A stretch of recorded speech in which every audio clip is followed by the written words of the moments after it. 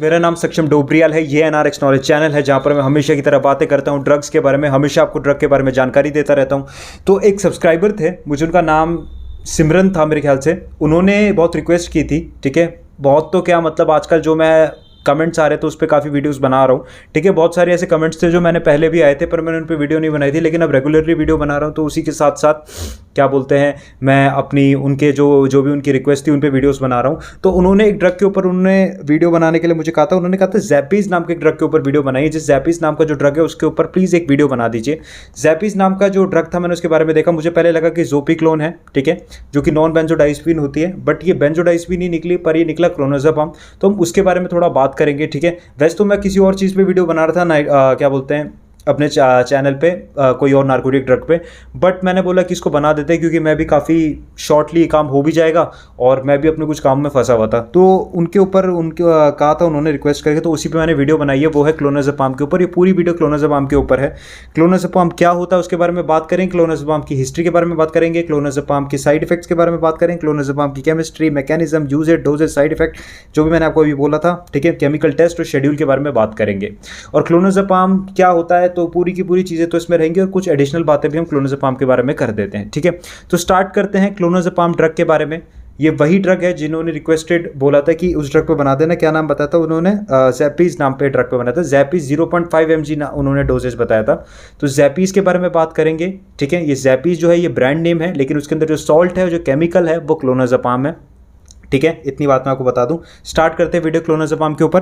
देखिए, क्लोनाज़ेपाम जो एक ऐसा ड्रग है जो कि बेंजोडाइज़ेपीन क्लास का ड्रग है, ठीक है। बेंजोडाइज़ेपीन क्लास का ड्रग है। बेंजोडाइज़ेपीन जो होती है वो स्लीपिंग टैबलेट्स ही होती हैं। ये बारबिचुरेट्स की नेक्स्ट जनरेशन अगर कोई ड्रग बोलूँ तो बेंजोडाइज़ेपीन है, जो कि बहुत ही सेफली इस्तेमाल होती है। और हम इनको बेंजोडाइज़ेपीन के साथ साथ अगर मैं कुल मिला के पूरा इसे इक्वल टू फॉर्म में निकालूँ, ठीक है, क्योंकि क्लोनाज़ेपाम के बहुत सारे इस्तेमाल हैं। मसल रिलैक्सेंट, सेडेटिव, हिप्नोटिक, ठीक है। कन्वर्जन जो रहता है, मिर्गी के दौरे पड़ते हैं उसमें काम आता है, ठीक है। और भी काफ़ी सारी बीमारियों में, बहुत सारी चीज़ों में इसका इस्तेमाल भी है, ठीक है। रेस्टलेस सिंड्रोम, बहुत सारी ऐसी चीज़ों में है। बट कुल मिला के अगर मैं बात करूँ तो बेंजोडाइज़ेपीन इसके अंदर न्यूक्लियस है और ये डिप्रेसेंट ड्रग है, ठीक है, डिप्रेसेंट ड्रग है।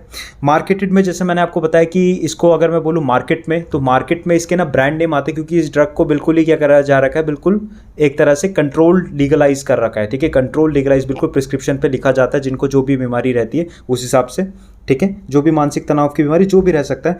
तो क्लोनपिन नाम से आता है, रिवोट्रिल नाम से आता है, ठीक है, पैक्सम नाम से आता है, ठीक है। ये कुछ ऐसे नाम है जो इंटरनेशनली भी अवेलेबल हैं और इंडिया में भी अवेलेबल हैं, ठीक है। इंडिया में ज़ैपीज़ नाम से आता है, जो ज़ैपीज़ नाम की जिन्होंने रिक्वेस्ट में बोला था, ज़ैपीज़ नाम से 0.5 mg ज़ैपीज़ नाम की जो ये दवाई है, ये इंटास फार्मास्यूटिकल्स बनाती है, ठीक है। आगे आपको मैं अच्छे से पूरे इसमें बताता भी जाऊँगा, ठीक है।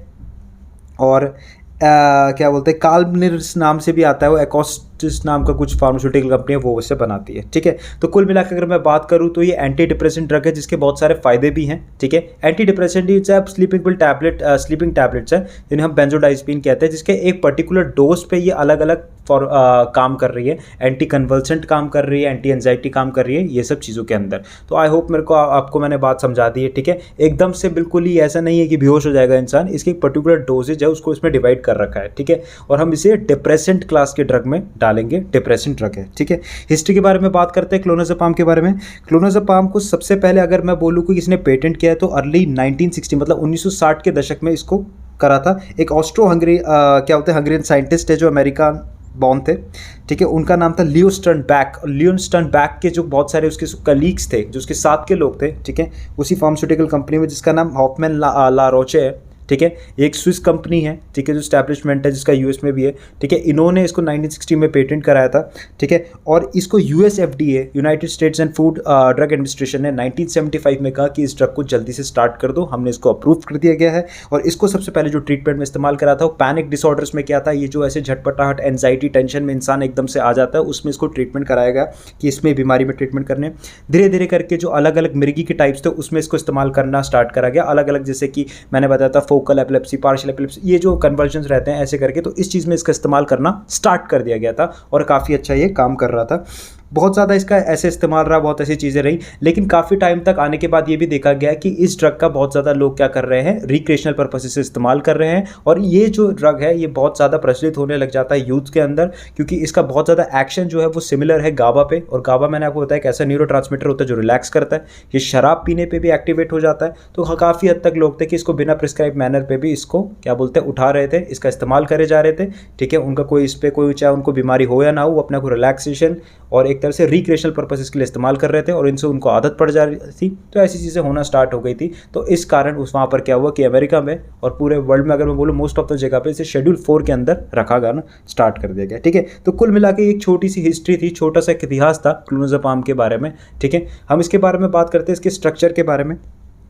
ठीक है, 7 अमीनो क्लोनाज़ेपाम कहो, ठीक है, या फिर कहो बहुत बड़ा नाम है 5,2 क्लोरोफिनाइल 7 नाइट्रो 1,3 डाइहाइड्रो बेंजोडाइजेपिन 2,1। ठीक है, ये इसका एक नाम है, ये इसका रासायनिक ढांचे का एक पूरक नाम है। ठीक है, बेंजोडाइजेपिन के क्लास में आता है।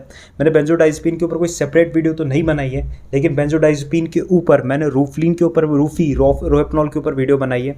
साथ ही साथ मुझे अभी एक बात याद भी आई अभी वीडियो बनाते बनाते कि किसी ने मुझे N10 के ऊपर कहा था। N10 भी जो होता है वो नाइट्रोज़ेपाम ही होता है, और जहाँ पर पाम, काम, एल्प्रोजोलाम, डाइज़ेपाम ये ऐसे नाम रखते हैं वो सब क्लास के अंदर किस ड्रग के अंदर आते हैं, बेंजोडाइजेपिन के अंदर आता है। और बेंजोडाइजेपिन इसका नाम से क्या दर्शाता है, इनका रासायनिक ढांचा, केमिकल स्ट्रक्चर को दिखाता है। इतनी बात आपको समझ आ गई।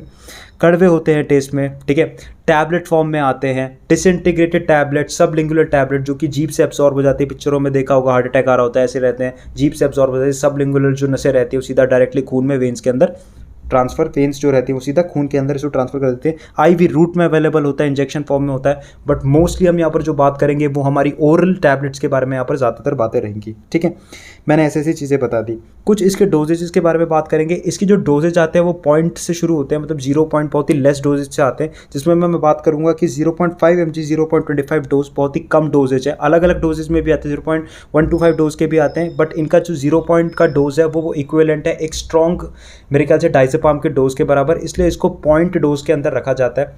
दूसरी बात ये है, ये तब भी बहुत सेफ है, कुल मिला के 0.5 0.25 ये बहुत सेफ डोज है काफ़ी हद तक।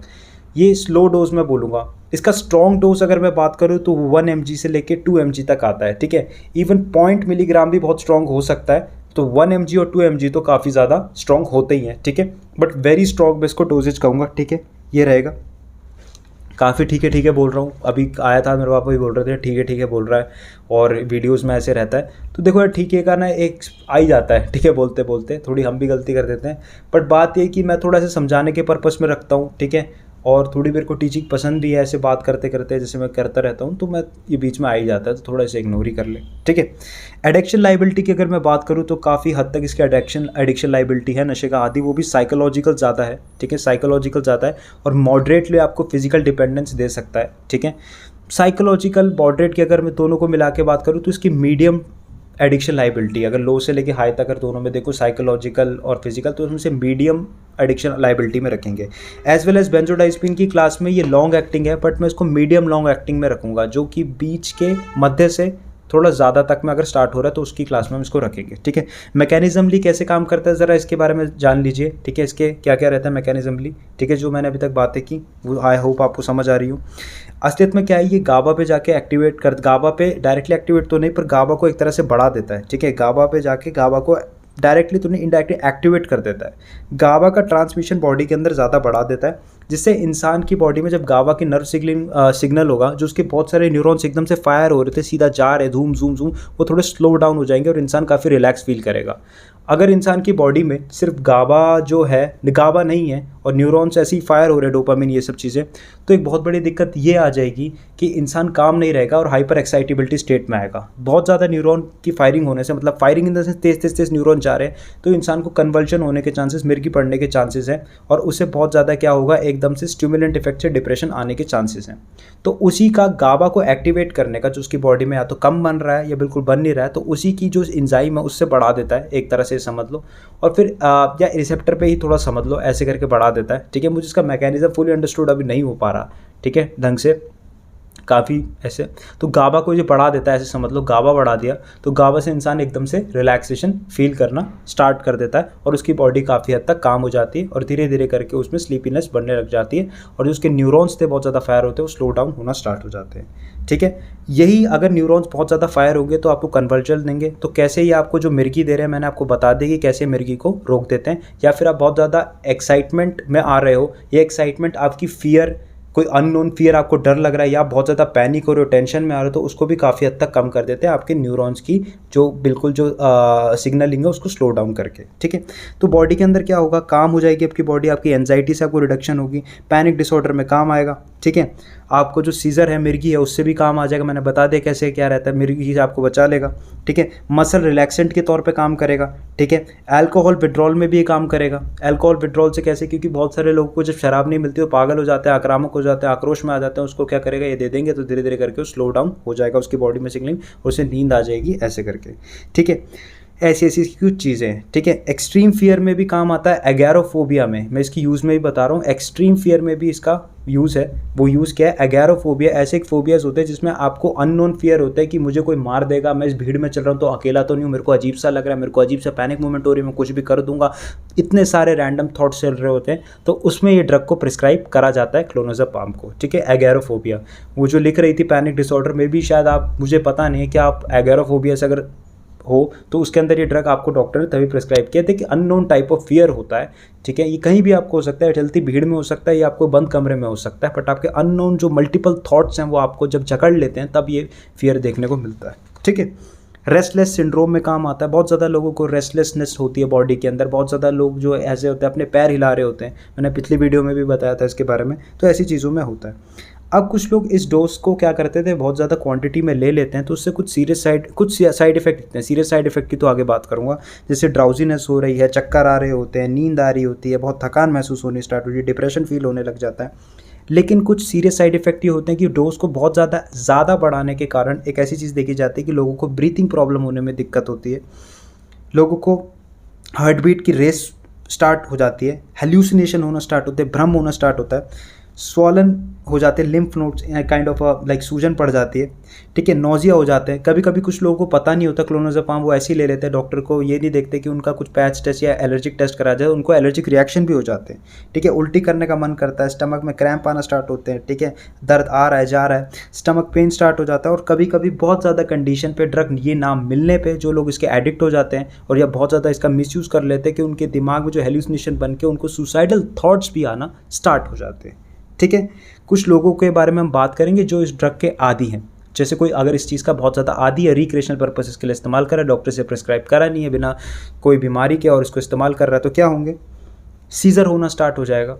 ठीक है, उसको क्या होगा, नहीं मिलने पे मिर्गी आ जाएगी, जो मिर्गी ठीक हो रही थी वो उसको आने स्टार्ट हो जाएगी जब उसको डोज मिस हो जाएगा, हेल्यूसिनेशन होगी, रियलिटी के साथ टच नहीं रहेगा, नर्वस सिस्टम ऊपर नीचे हो सकता है, पागलपन में जा सकता है। ठीक है, हाथ पैर कांपेंगे। ठीक है, एंजाइटी की प्रॉब्लम में आ जाएगा, जो चीज़ ठीक कर रही थी वो अगर ज़्यादा इसको एडिक्शन मिलेगा तो, और नहीं मिलेगा जब उसे एडिक्शन में, तो उसे यही चीज़ें दिखना स्टार्ट होंगी जिसके लिए वो बीमारी, जिसको ठीक करने जाता है वही बीमारी उसको और एक्सेलरेटेड फॉर्म में दिखेगी। ऐसी इसकी कुछ बातें। यूजेस में मैं आपको फिर बता दूं, इसके जो यूजेस हैं वो बहुत सारे थे, जैसे मैंने बताया एंटी एंजाइटी, सेडेटिव, हिप्नोटिक। ठीक है, सीजर्स में काम आता है, लगभग हर टाइप की मिर्गी में काम आता है, मिर्गी प्रकार की होती है। एक लेनॉक्स गैस्ट्रोट सिंड्रोम होता है, वो एक ऐसा मिर्गी होती है जो बच्चे को 4 साल की उम्र से कम में ही शुरुआत में ही बचपन में शुरू हो जाती है, और इस मिर्गी के अंदर मल्टीपल मिर्गी के अटैक्स आते हैं। ठीक है, तो उसमें भी काफ़ी हद तक इस्तेमाल हो जाता है। मसल रिलैक्सेंट में भी काम होता है, जो मैंने अभी आपको पहले बता ही दिया था चीज़ों के।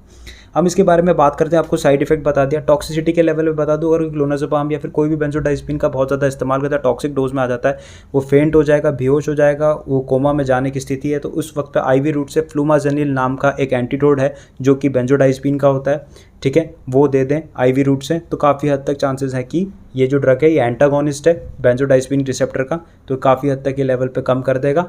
और उस जगह पे इंसान क्या हो सकता है, अगर कोई टॉक्सिसिटी या इसकी बहुत ज़्यादा पॉइजनिंग में है बेंजोडाइज़ेपिन की, तो ठीक कर देगा, क्योंकि ये बेंजोडाइज़ेपिन क्लास के अंदर ही आते हैं।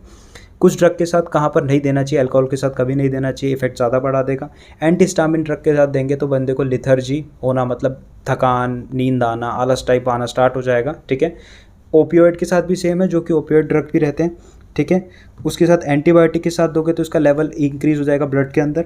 एंटासिड के साथ दोगे तो इसका लेवल डाउन हो जाएगा। जो गैस की दवाई आती है एंटासिड रहता है ना, जैसे आपका इनोविनो, उसके साथ ऐसी ऐसी चीज़ें रहेंगी। ये मैंने कुछ इसके एग्जांपल बता दिए, और कुछ एग्जांपल बता देता हूँ, जैसे कि कहाँ पर कौन सी बीमारी पे डॉक्टर को देख रेख करके देनी चाहिए। किसी को एलर्जिक रिएक्शन है तो थोड़ा सोच समझ के दे, वरना इसमें इस ड्रग को खाते ही एलर्जिक रिएक्शन भी हो सकता है, एडिमा टाइप प्रॉब्लम भी हो सकती है, फ्लूइड रिटेंशन हो जाएगी बॉडी के अंदर, स्किन फूल सकती है, सूज सकती है, ग्लूकोमा की परेशानी रहती है, काला मोती ऐसी ऐसी बीमारी रहती है, तो उस पर भी देख के हमें इस पर करना चाहिए इस ड्रग को। इंट्राक्रेनियल प्रेशर बढ़ने के आई का फोकल प्रेशर जो बढ़ जाएगा उससे भी दिक्कत हो सकती है।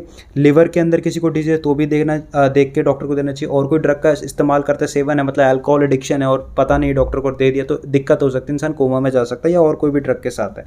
स्टिमुलेंट के साथ देगा तो ऊपर नीचे इफेक्ट होना स्टार्ट हो जाएगा। कभी हार्ट बीट ऊपर नीचे हो गई तो फिर इंसान की हार्ट की क्या बोलते हैं cardiac arrest problem, heart attack से भी मौत हो सकती है। एलर्जी, ठीक है, मेंटली कोई बीमारी से इल है, ठीक है, तो उसमें बहुत देख रेख करके देनी चाहिए। हालांकि इस ड्रग के ऐसे भी यूजेस देखे गए हैं कि ओसीडी, ठीक है, स्किज़ोफ्रेनिया, साइकोसिस, उसमें काफ़ी अच्छा काम कर रहा है, बट तब भी डॉक्टर को थोड़ा देख रेख करके देना चाहिए इस चीज़ में, क्योंकि उसके डिफरेंट स्टेजेस होते हैं और डिफरेंट क्या बोलते हैं लोग दवाई खा रहे होते हैं, तो उनके साथ भी इसके साथ कॉम्बिनेशन में थोड़ा देख के देनी चाहिए, ठीक है। इसके टेस्ट के बारे में बात करते हैं कि क्लोनाज़ेपाम का टेस्ट क्या है। टेस्ट एक काफ़ी सारे टेस्ट हैं, सलाइवा, हेयर, यूरिन से डिटेक्ट हो जाता है काफ़ी दिन बाद, 4-5 दिन के अंदर भी डिटेक्ट हो जाता है अगर आप इस ड्रग का इस्तेमाल करते हैं। बॉडी के अंदर ये लिवर में मेटाबोलाइज होता था, इसका मेटाबॉलिज्म बढ़ के यूरिन पे निकल जाता था। मेटाबोलाइट के इसके जो रहते हैं वो ग्लूकोऑर्डिनेशन सल्फेशन के तौर पे होते हैं, और अमाइनो नाइट्रो ग्रुप से ही ये क्लोनाज़ेपाम मेटाबोलाइज होता है, ठीक है। ऐसी ऐसी चीज़ें रहती हैं। 1 आवर के अंदर इसका इफेक्ट शो हो जाता है, आधे घंटे के अंदर, 45 मिनट्स तक, एंड 6 से लेकर 10 आवर्स तक इसका कुछ मेरे ख्याल से रहता है बॉडी के अंदर, जो बॉडी के अंदर रहता है, ठीक है। इसके बात कर लेते हैं टेस्ट के बारे में। केमिकल टेस्ट है वो है जिमरमैन बीम टेस्ट। क्या है जिमरमैन बीम टेस्ट? 1,3-डाइनाइट्रोबेंजीन को 1% वेट बाय वॉल्यूम में मेथनॉल में लिया जाता है, और दूसरा एक सैंपल रहता है जिसके अंदर जो पोटेशियम हाइड्रोक्साइड है 15%, उसको पानी में मिलाया जाता है, मिक्सअप करके उसका जो सॉल्यूशन रहता है उसको जो सैंपल होता है उस पर डाला जाता है, ठीक है, जो सैंपल रहता है, और फिर ये धीरे धीरे कलर के कुछ मिनट के बाद एक कलर शो करता है। जिमरमैन टेस्ट जो इस्तेमाल होता है वो कैथियोन्स के लिए भी होता है, कैनबिस के लिए भी होता है, बेंजोडाइज़पीन के लिए भी होता है। बेंजोडाइज़पीन में ये पर्पल कलर देता है, लेकिन कुछ स्पेशल बेंजोडाइज़पीन के अंदर इसका कलर डिफरेंट आता है, जैसे कि अपना नाइट्रोज़ेपाम हो गया जिसको एंटेन कहते हैं, या क्लोनाज़ेपाम हो गया, उसमें इंस्टेंटली येलो कलर देता है, बेंजोडाइज़पीन में पर्पल कलर देता है, ठीक है। रेडिश या पर्पल कलर मेरे ख्याल से कैनबिस के टेस्ट में देता है, और जो इसका दिखाता है ये टेस्ट जो रंग आ रहे हैं पॉजिटिव टेस्ट है। तो जिमरमैन टेस्ट के अंदर क्या दे रहा है, इंस्टेंट येलो कलर दे रहा है, कौन देना है, क्लोनाज़ेपाम, लेकिन बाकी बेंजोडाइज़पीन जो होती हैं वो इसके अंदर ब्लूइश पर्पल कलर देती हैं, ठीक है। इसको शेड्यूल 4 ड्रग के अंदर रखा गया है। शेड्यूल 4 एक ऐसे ड्रग होते हैं जिनके ऊपर NRX की पट्टी होती है, जो मेरे चैनल का ही नाम है। इस चैनल की जो चैनल है उस पर NRX लिख रखा है, मतलब कि डॉक्टर की देख रेख में नारकोटिक्स हैं पूरे के पूरे, इसको प्रिस्क्राइब मैनर में देंगे। इसका पूरा लीगैलिटी रहेगी कि अगर कोई बंदे के पास है, मतलब कोई बंदा इसको ले रहा है या बंदा किसी खरीद रहा है, तो दोनों का नाम वाम बिल्कुल एक दर्ज, एक रजिस्टर्ड में रहेगा कि ऐसे किसी को नहीं देनी है। अगर ये किसी को भी केमिस्ट से दे रहा है तो उस पर लीगल कार्रवाई होगी। साथ ही साथ जो बंदा ले रहा है उसको प्रिस्क्रिप्शन दिखा के लेनी पड़ेगी, डॉक्टर का नाम, सब कुछ पूरा रहता है। ऊपर नीचे भी कुछ होता है ऐसा जिसमें अब धांधलेगिरी या धोखेबाजी होती है तो उस पर सख्त से सख्त कार्रवाई होगी और जेल जाने की संभावना रहती है, अंडर नारकोटिक्स NDPS एक्ट 1985 जो हमारे भारत में रहता है, ठीक है।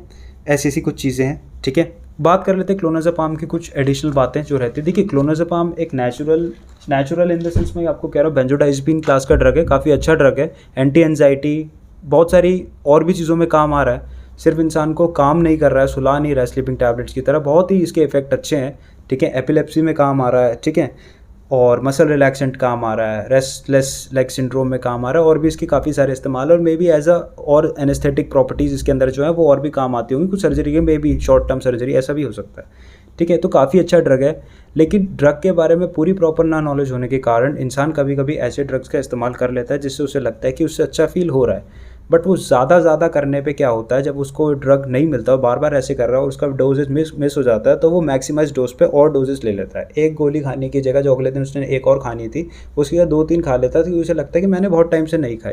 इस कारण ड्रग की एडिक्शन लाइबिलिटी बढ़ जाती है इंसान के अंदर, और इंसान इस चीज़ का एडिक्ट होना स्टार्ट हो जाता है, और फिर एडिक्शन के चक्कर में दिक्कत आती है। कुछ लोग सिर्फ थोड़ी सी टेंशन के चक्कर में इसको खा लेते हैं बिना प्रिस्क्रिप्शन पे, तो सरकार ने इसके लिए पूरा कंट्रोल और चीज़ का निकाला, और उसको शेड्यूल 4 के अंदर तभी डाला है कि इसे हवा में कोई छोटी मोटी टेंशन के लिए नहीं खाना है। आपके पूरे सिम्टम्स देखे जाएंगे, आपका पूरा कुछ होगा, तभी साइकेट्रिस्ट आपको इसको प्रिस्क्राइब करेगा। ये आपको हवा में ऐसी चीज़ नहीं देगी, ठीक है। तो आई होप आपको ये वीडियो समझ आएगी क्लोनाज़ेपाम के ऊपर। अगली वीडियो में हम कुछ और चीज़ों के बारे में बात करेंगे। हम मेरे ख्याल से कैफीन के बारे में बात करेंगे अगली वीडियो में।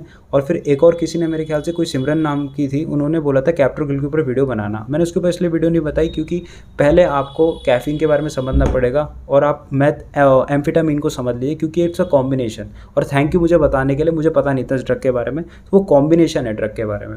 एक और चीज़ है, बेंजोडाइज़ेपिन के ऊपर मैंने कोई वीडियो नहीं बनाई थी, पर मैंने रोहफ्लिन के ऊपर वीडियो बनाई थी। तो रोहिपनॉल के ऊपर पहले वीडियो देखो, तब आपको समझ आएगी कि ये वाली वीडियो क्या है, जो अभी नए यूज़र्स हैं, ठीक है। तो उसके ऊपर मैंने वीडियो बनाई थी, बट मैं बेंजोडाइज़ेपिन के ऊपर भी एक अलग से वीडियो बनाऊंगा और आपको उसकी चीज़ के बारे में अच्छे से आपको बताऊंगा। तब तक मेरा नाम सक्षम डोबरियाल है, ये NRX नॉलेज चैनल है। Thank you.